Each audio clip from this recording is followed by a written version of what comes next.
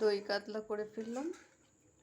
ফোড়নে দিয়েছি এলাচ লবঙ্গ আর একটু আদা বাটা দিয়ে একটুখানি সাঁতলে দইয়ের মধ্যে দিয়ে দিয়েছি গুঁড়ো লঙ্কা, জিরে, নুন, একটু মিষ্টি দিয়ে হলুদ ভালো করে মিশিয়ে দই ফাটানোটা দিয়ে দিলাম, দিয়ে মাছটাও দিয়ে দিলাম, দিয়ে আঁচটাকে সিম করে দিয়েছি, না হলে দইটা কেটে যাবে।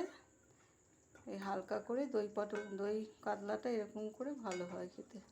তোমরা একবার খেয়ে দেখো বন্ধুরা, ভালো লাগবে। অল্পই মাছ ছিল, 3 পিস, তাই সেটাই করে ফেললাম একদম হালকা করে। শরীরে কোনো অসুবিধা হবে না, খুব হালকা দই কাতলাটা ভালো লাগবে খেতে।